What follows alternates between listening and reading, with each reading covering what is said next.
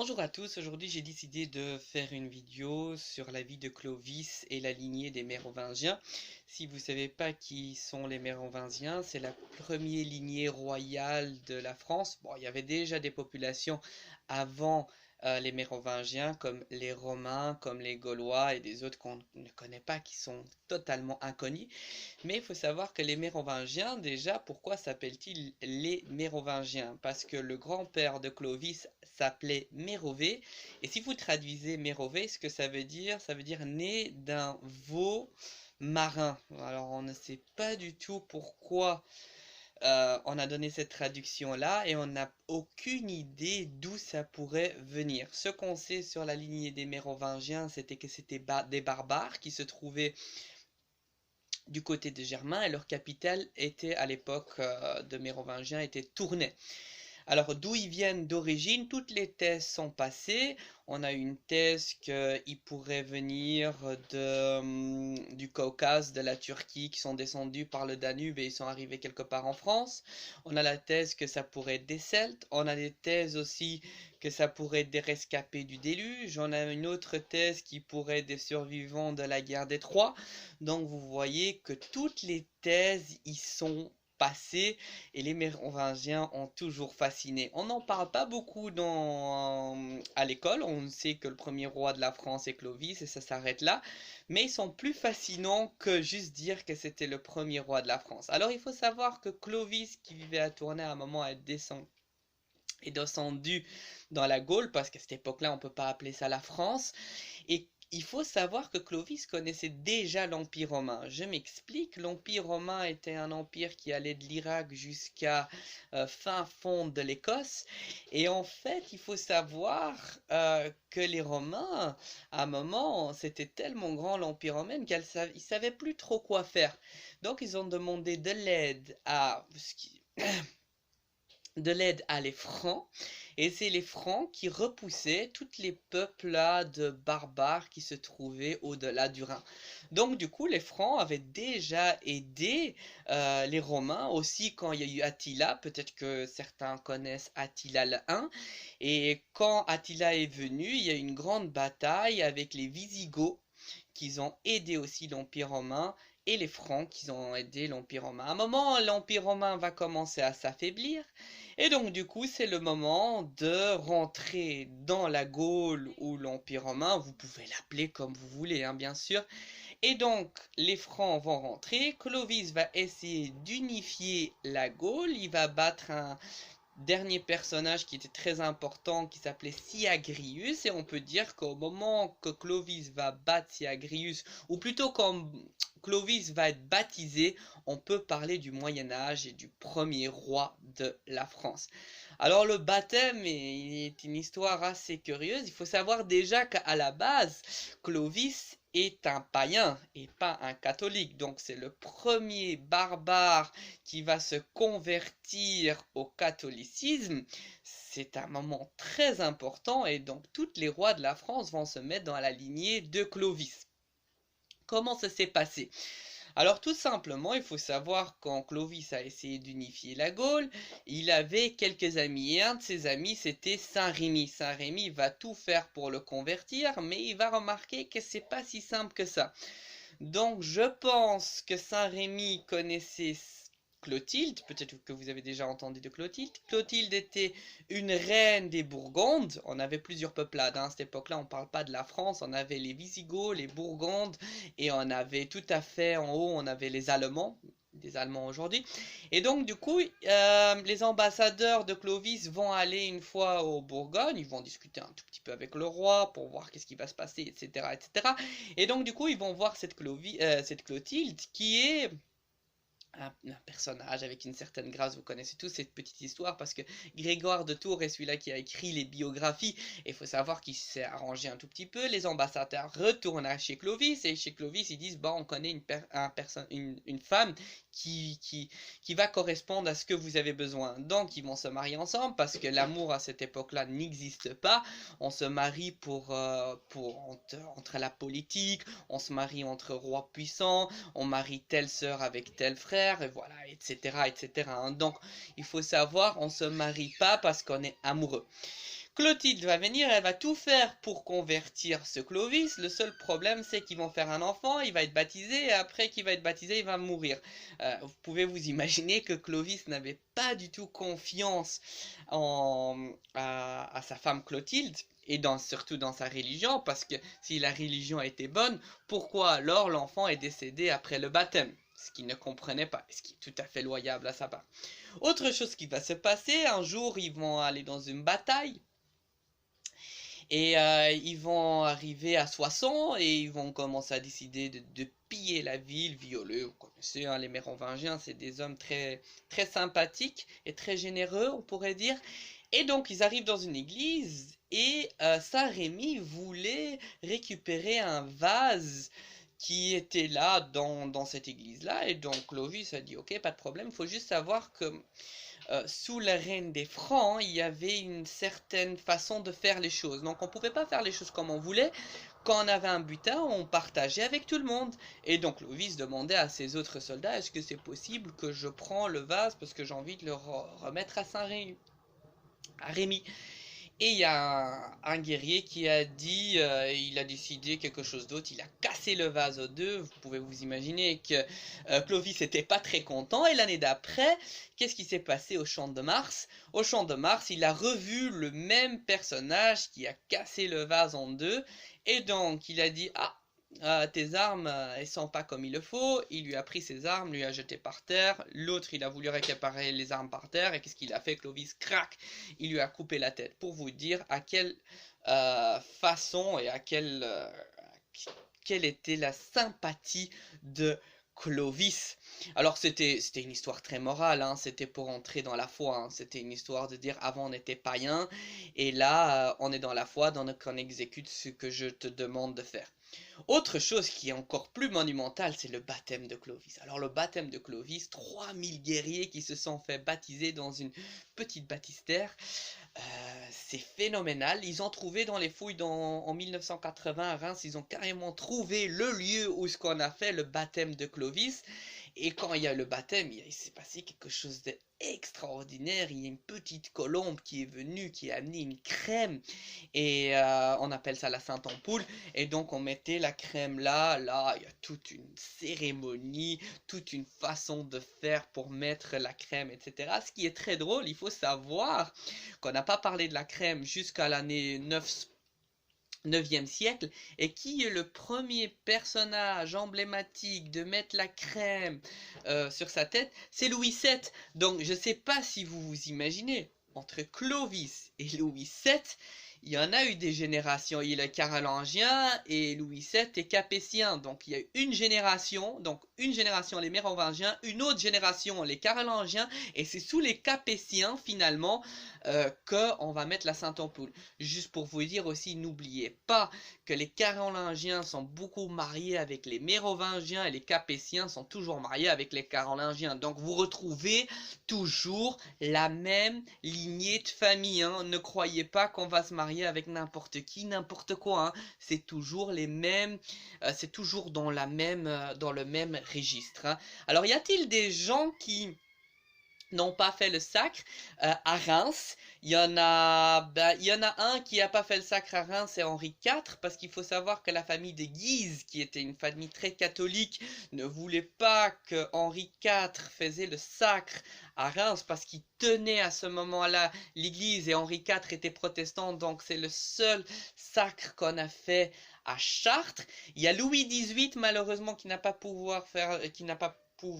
pu faire le sacre parce qu'il y a eu la Révolution française, donc la cathédrale était détruite, parce que vous savez que dans l'époque de Notre-Dame, quand il y a eu la Révolution française, la plupart de Notre-Dame s'appelaient tombes de raison, on les utilisait pour faire n'importe quoi avec les églises qui devenaient des dépôts de vin et autre chose.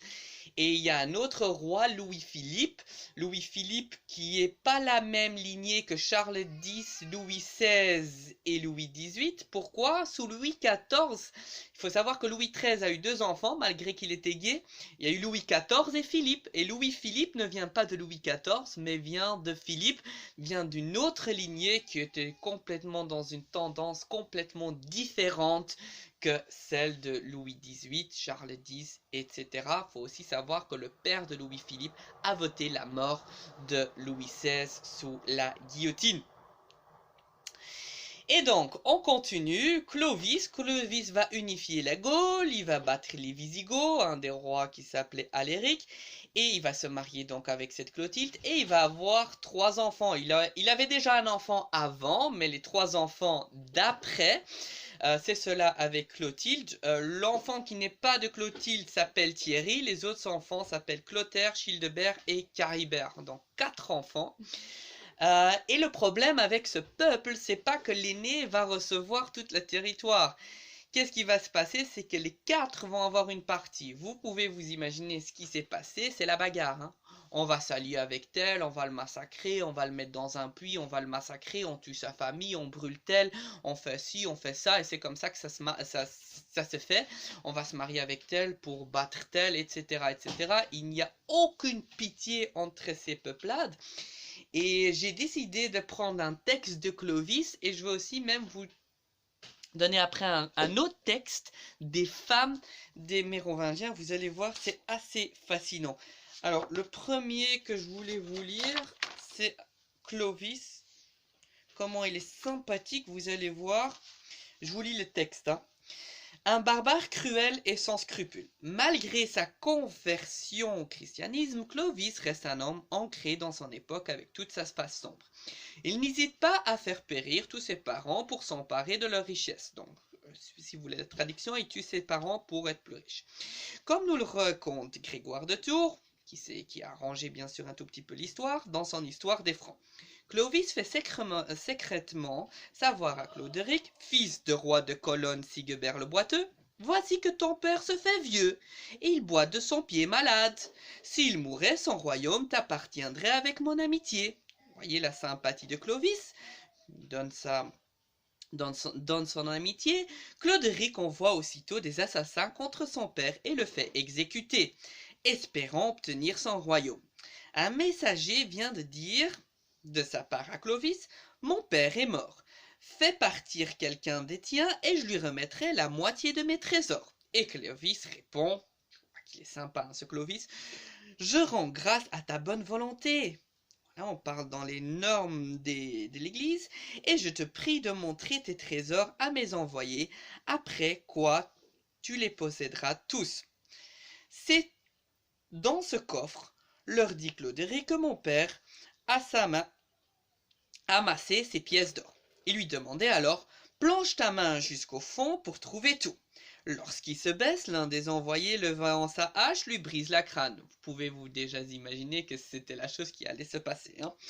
Clovis, ayant appris la confirmation de la mort de Sigebert et de son fils, se rend à Cologne et convoque le peuple. « Je promenais, dit-il, dans la forêt voisine, lorsque j'ai appris que votre roi avait été indignement mis à mort par son fils, et que celui-ci avait payé la peine de son crime. Je ne suis nullement complice de ces choses, car je ne suis pu répondre le sang de mes parents, celui est défendu. Mais puisque tout cela est arrivé, je vous demande un conseil.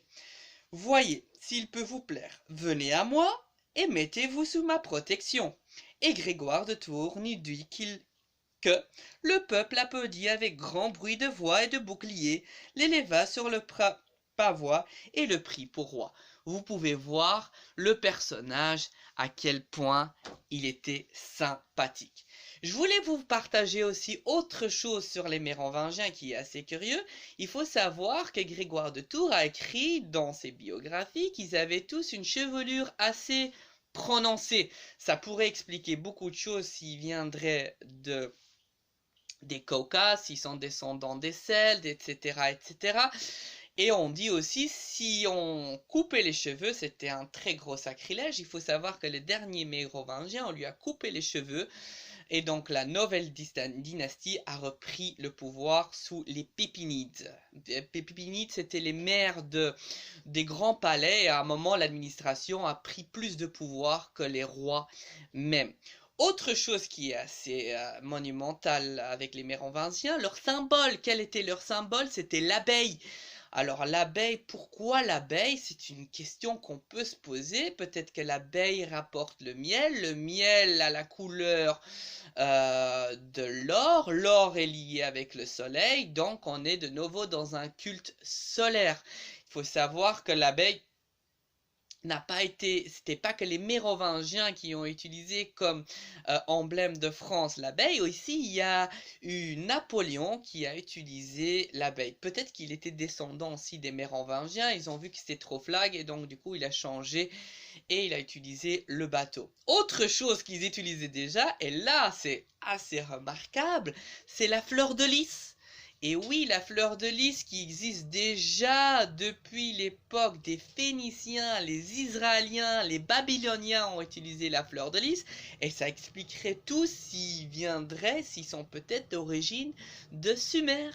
Donc on pourrait dire que les familles puissantes restent les familles puissantes, et une élite reste une élite parce qu'ils se marient toujours entre eux, et ils vont faire toujours les choses entre eux pour garder le sang royal.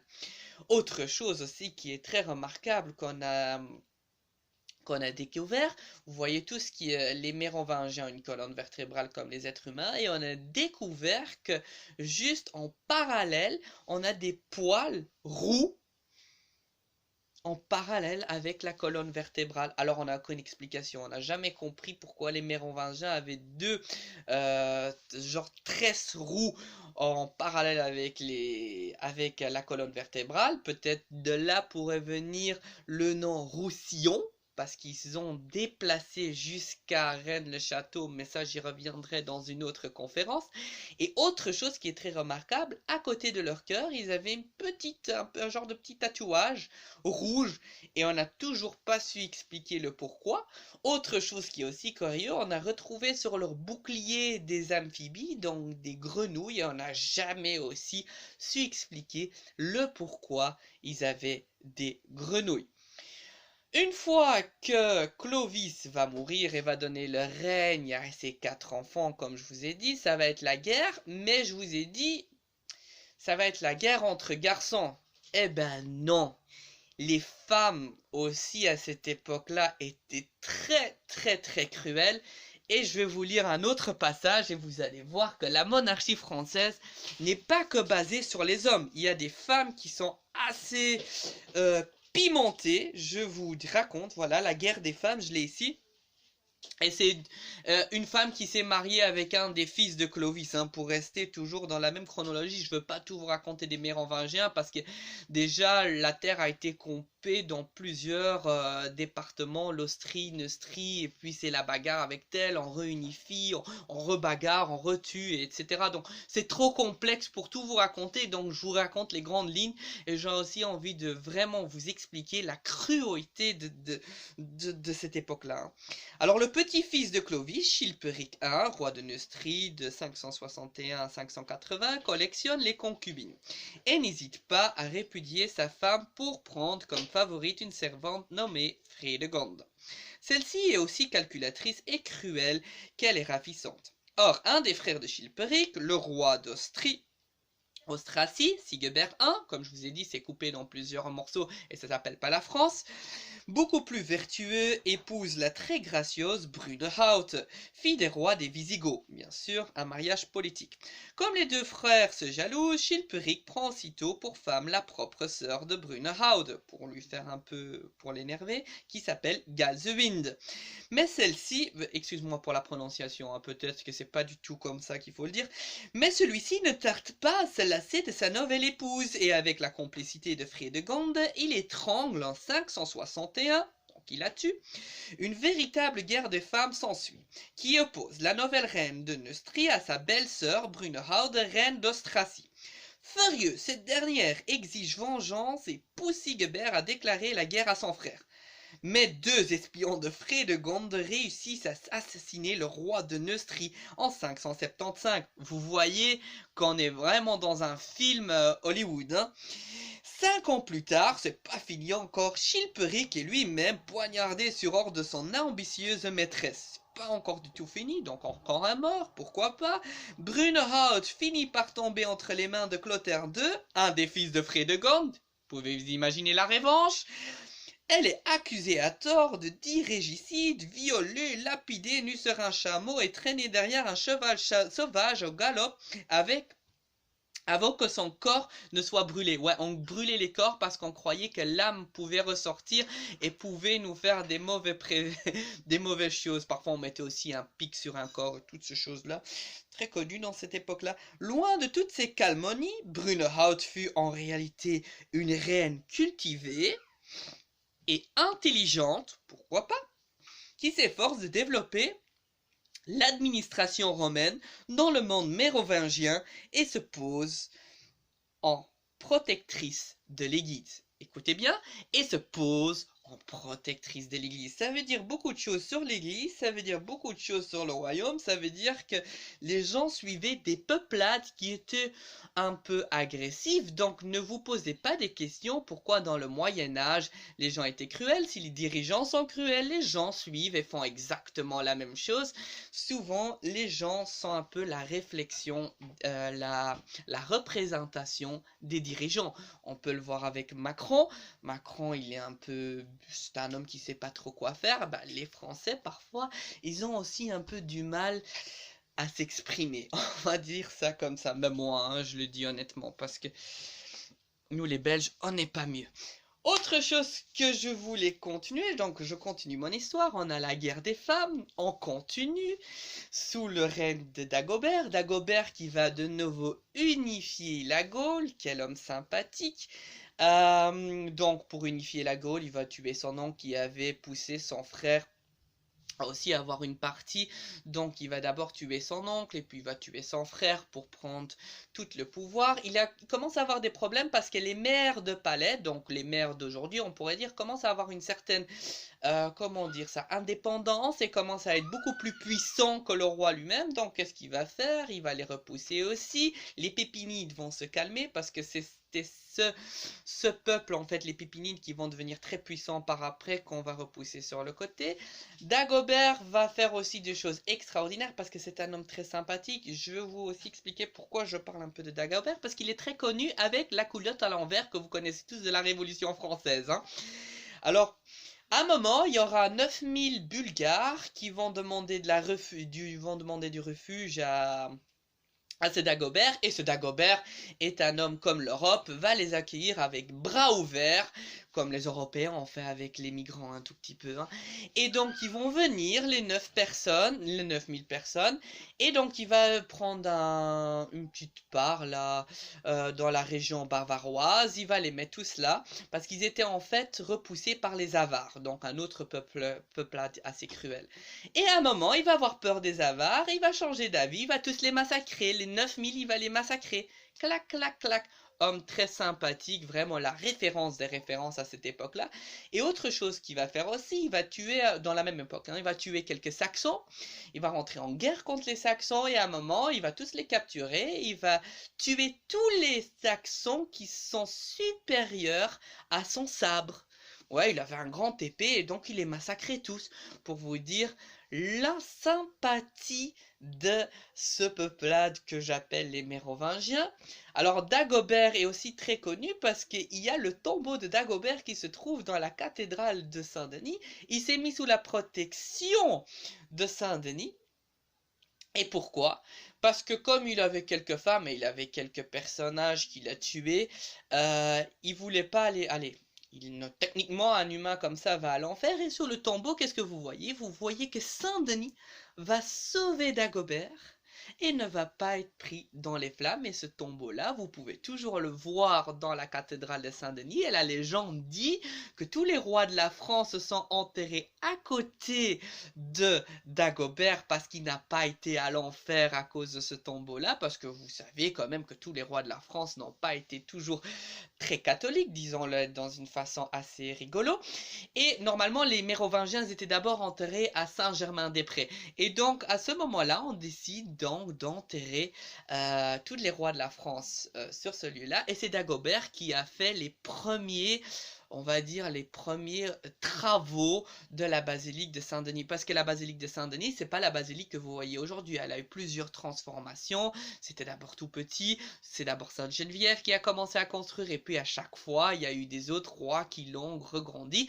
Et les rois se sont mis sous la protection de Saint-Denis pour cette histoire-là.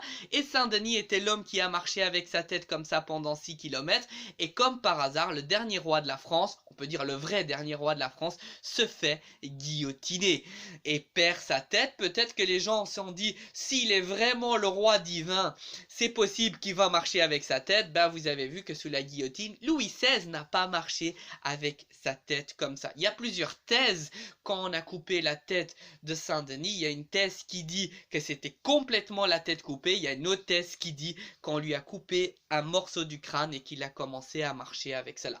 Donc, à vous, bien sûr, de décider quelle est la bonne thèse.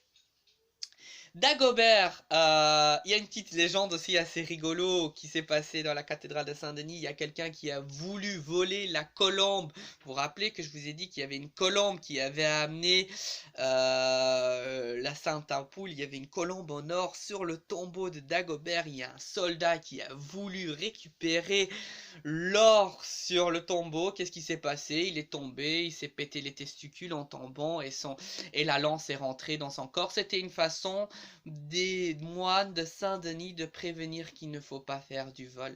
Vous voyez encore une fois la sympathie des moines de Saint-Denis, parce qu'à cette époque-là, on volait quand même pas mal de choses.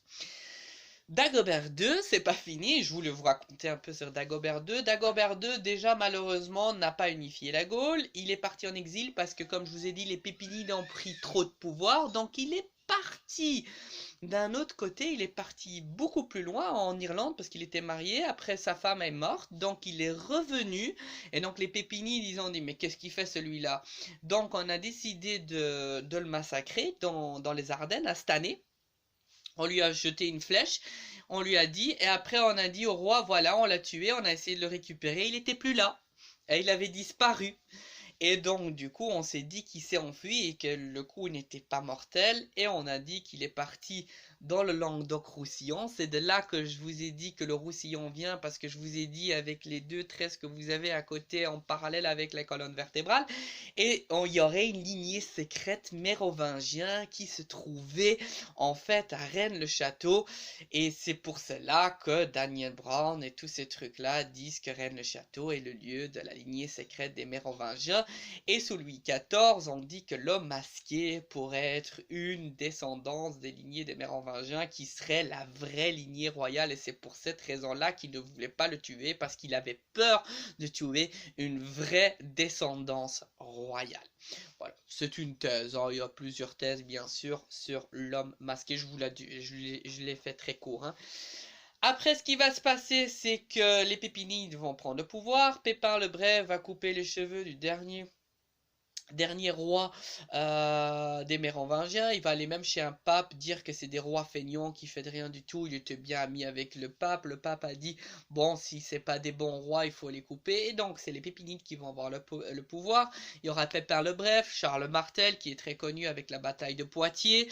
Et donc après Charlemagne, après Charles Martel, vous allez avoir le grand bonhomme, mais ça sera pour la vidéo prochaine de Charlemagne, que vous allez avoir dans la vidéo prochaine.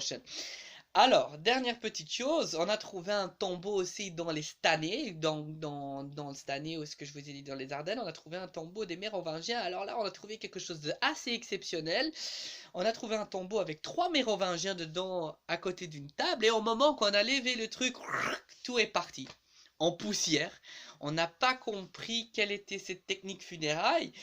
C'était assez remarquable. Et deuxième chose, on a trouvé encore une fois, la millième fois, et bien sûr vous n'allez pas trouver ça sur Google, on a trouvé un squelette de 3 mètres de longueur.